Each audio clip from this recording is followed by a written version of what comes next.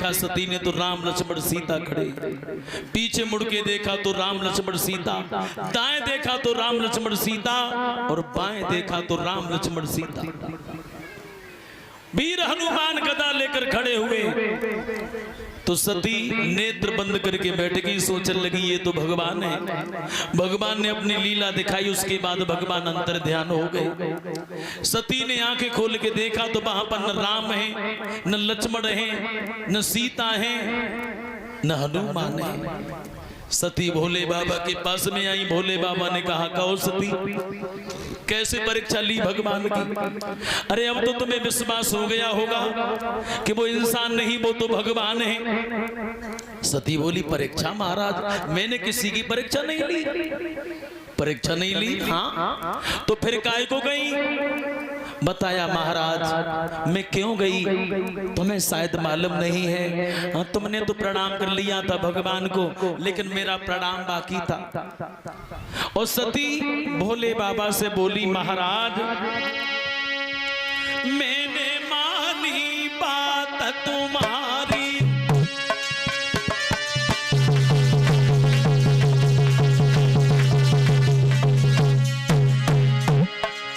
हे महाराज मैंने मानी बात तुम्हारी। अरे हे बे रामचंद्र अवतारी,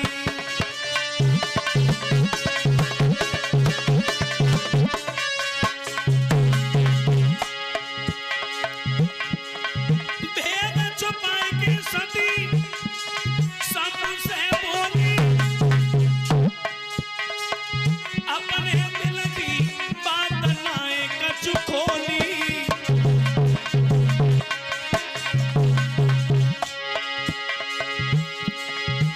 महाराज के दर्शन मैं कर आई हूँ,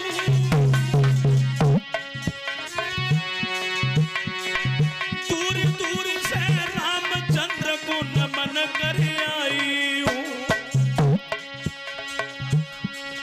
भैया सुनी सती की बात, भोए भोला की खिंच गई है। अब तो सुनी सती की बात, भोए भोला की खिंच गई है।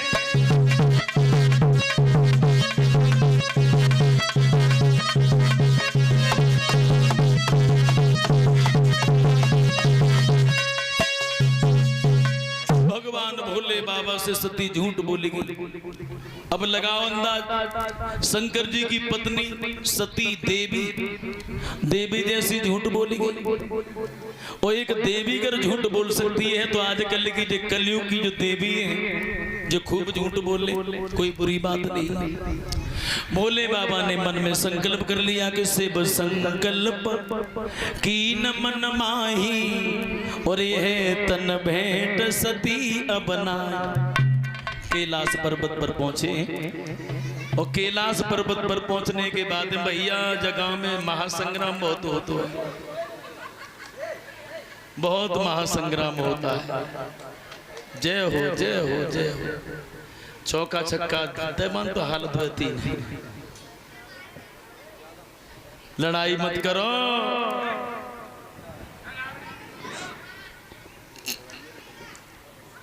इधर भाइयों भोले बाबा 87,000 साल तक समाधि लगाए रहे। कैलाश पर्वत पर समाधि खुली है तो सती बाईं तरफ बैठ गई हैं। भोले बाबा बोले हैं, सती अभी ये स्थान तुम्हारा नहीं है, अब तुम्हारा स्थान सामने है, क्योंकि तुम मेरी अब अर्धांगिनी नहीं हो, तुम माँ के समान हो, और माँ का स्थान पुत्र के सामने होता है। जो सारे जगत की जननी सीता है, उस सीता का अगर तुमने रूप धारण किया तो मेरे लिए तुम सीता माँ के समान। सती सोचने लगी कि हे भगवान, हमसे बहुत बड़ी भूल भई, ये शरीर मेरा जितनी जल्दी हो उतनी जल्दी नष्ट हो जाए।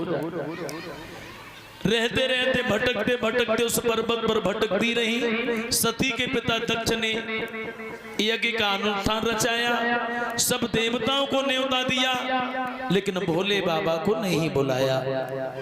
विमान पर विमान कैलाश पर्वत से, और जब विमान पर विमान जाने लगे,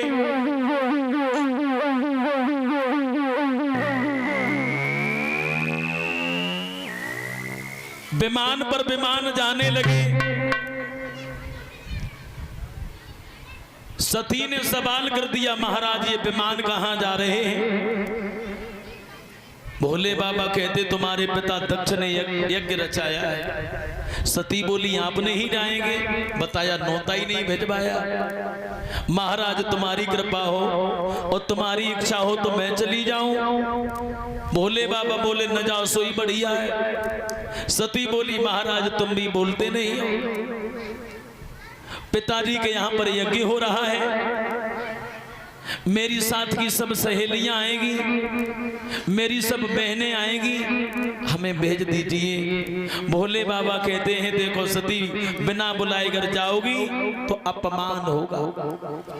सती कहती हैं गुरु पिता मित्र के यहाँ पर बिना बुलाए जाया जा सकता है, कोई बुराई वाली बात नहीं है। तो शंकर जी कहते हैं उत्सव पर, विवाह शादी के मौका पर बिना बुलाए जाओगी तो बहुत अपमान होगा। सती अब बोले हैं शंकर जी कि दगा किसी का और सगा नहीं है, न जानो तो कर देखो।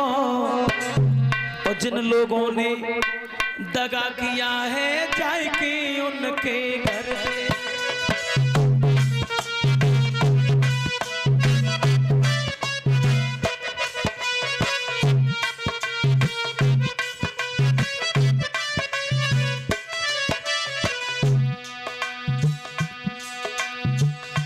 भोले बाबा कहते हैं सती जरी लकड़िया कोई मत धरियो, जरे जरे फिर नाई जरे,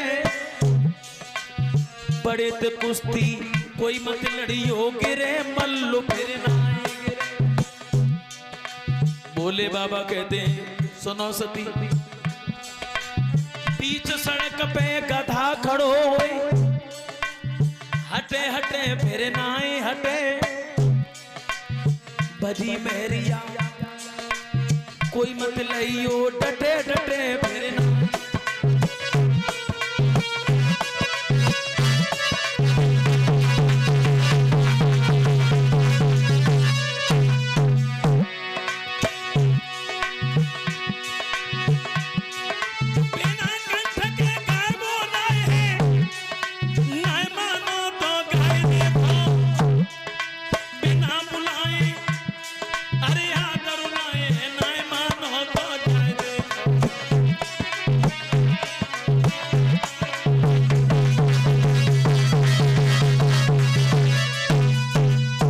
इस तरह से सती से जब कहा है, सती नहीं मानी महाराज जल्दी लौटाऊंगी। और सती कहती हैं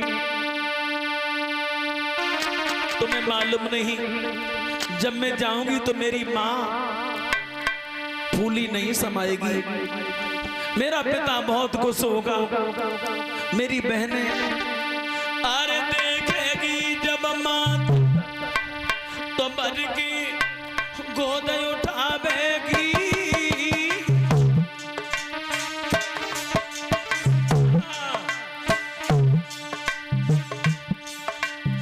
एक एक कर बात सबई ससुरे की पूछेगी, पिताजी मगन हुए भारी, भाग भाग के पास आएगी मेरी बहना सारी रे कछू दिन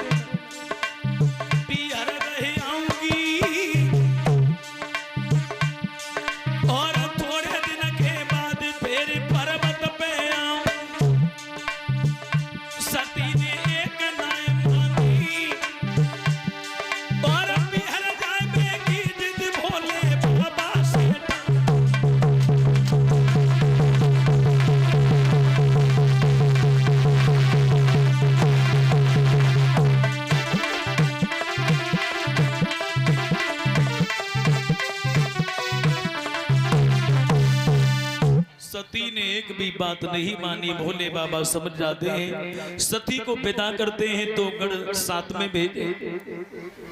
पीहर में पहुंची बहनें ठलाने लगी, पिता ने अपमान कर दिया, लड़की काहे को आई है, किसने बुलाया इस लड़की को। होश उड़ गए, मेरे पति ने सती ही कहा था। लेकिन मां भी पीठ फेर के खड़ी हो गई, चारों तरफ से अपमान हुआ। सती अपना तो अपमान सहन करेगी, लेकिन जहां पर यज्ञ चल रहा था सभी देवताओं का भाग है, लेकिन भोले बाबा का हिस्सा नहीं है। तो सती ने कहा, दुष्ट पिता, तेने मेरा अपमान किया, मैं अपना अपमान बर्दाश्त कर गई, लेकिन भोले शंकर का अपमान हमसे बर्दाश्त नहीं होगा। और भारतीय महिला की पहचान है, पीहर में अपना तो अपमान सहन कर सकती है, लेकिन पति का अपमान अगर पीहर में हो जाए तो भारतीय महिला ये बर्दाश्त नहीं कर सकती। सती ने कहा कि हमें जीने का कोई अधिकार नहीं है। उसी यज्ञ कुंड में जलकर भस्म हो गई। योग अग्नि के द्वारा सती के शरीर के खंड हुए। देवताओं से कहा है, हमारे पति भोले बाबा को संदेश दे देना, मुझे माफ कर दे, और जब मैं जन्म लेके आऊं तो भोले बाबा की मैं दासी बनी रहूं। भाइयों, सती के शरीर के 9 खंड हुए, ये 9 जगह पर गिरे। सती की जहां पर नाभि गिरी वहां पर पूर्णा देवी बन गई। सती के नेत्र जहां पर गिरे वहां पर नैना देवी बनी। सती की जहां पर जिब्बिया गिरी वहां पर काली देवी बनी। इस तरह से 9 देवियों की वर्ष में 2 बार पूजा होती। दोनों गढ़ों ने सूचना दी है भोले शंकर को, तो वीरभद्र नाम का गढ़ भेज के भोले बाबा ने महाराज दक्ष का यज्ञ भंग करवा दिया और दक्ष का सर काट के यज्ञ कुंड में जला दिया। दक्ष की पत्नी रोने लगी और दक्ष की पत्नी जब रोई, उसके बाद में भगवान शंकर ने दक्ष को जीवन दान दिया, लेकिन ऐसे नहीं, सर यज्ञ कुंड में जला दिया था। तो भोले शंकर कहते हैं, किसी का सर लाके दो तो हम इसे जिंदा कर सकते। तो दक्ष के बकरा का सर लगाया, क्योंकि दक्ष को अभिमान था, मैं और अभिमानी का सर हमेशा झुका रहता है। भोले बाबा कहते हैं कि आज के बाद में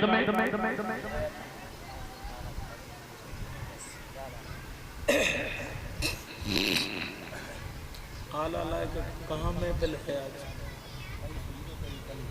कल सुनाएंगे अजीत जी। मेरे बंधुओं, इधर भगवान भोले बाबा ने दक्ष को बकरा का सर लगाकर जीवन दान दिया। कहा, आज के बाद में कभी किसी का अपमान मत करना। अगर आज के बाद में तुमने कभी किसी का अपमान किया तो अपमान करने